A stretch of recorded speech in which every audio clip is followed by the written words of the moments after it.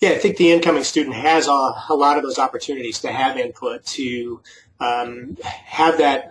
I guess it depends on what you mean by that big job. I mean, there's always a rite, I'll say rite of passage, but or it might be more prove yourself. I constantly, again, it goes back to when I recruit or when I talk to students. One of my first questions is, what do you want to do? Not really where do you want to be in 5 years, but tell me about you. What are you? What type of a person are you, and what do you really want to do? And that individual that really tells me, I want to be more than just the pharmacist in your company. I want to be that pharmacist, whatever that pharmacist means, or I want to be, talking to me. I want to be you. So depending on how they answer that, I think those opportunities, as I said earlier, are there, and it takes you going and doing what the company needs you to do, doing it very well, improving yourself. And then you're going to have those opportunities very quickly. I have seen over the last, again, I go back to the statement earlier where the perception is there aren't very many jobs in pharmacy, but yet I have openings across the country. Correct? They're not in Chicago. They're not in Oak Brook. They're not in Iowa City, Iowa. They're not in maybe the places that a lot of my students that work for me today or that are going to graduate from the various colleges that I go to want to be tomorrow. But some of the students that have taken those other opportunities and done very well are now my peers, that are 2 or 3 years out of college and are doing the same role I am in the company that I am in. So when I look at those young students, there are in our region of 7, there are two of the individuals that have the same role that I have are 2 years out of college.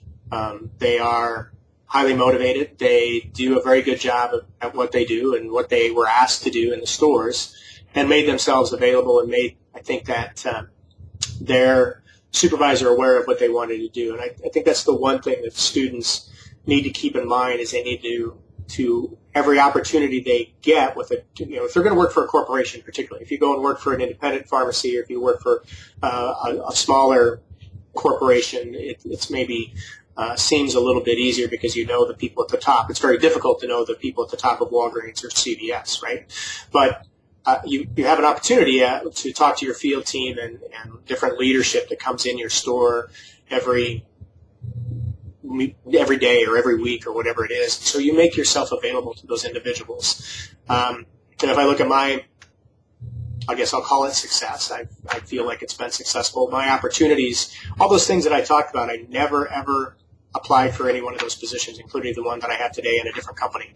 Somebody has come to me and asked me to do that, but partially it's been because I let them know all the time that I was available or that I was interested in different things. And I think that's one of the things I don't see often with the people that work for me is they don't always say, what can I do for you? It's always the other way around. I mean, as a leadership, you need to ask earlier about one of the things of leadership. I think you have to get that respect to your team, and you have to get your team to understand you're there for them as their leader.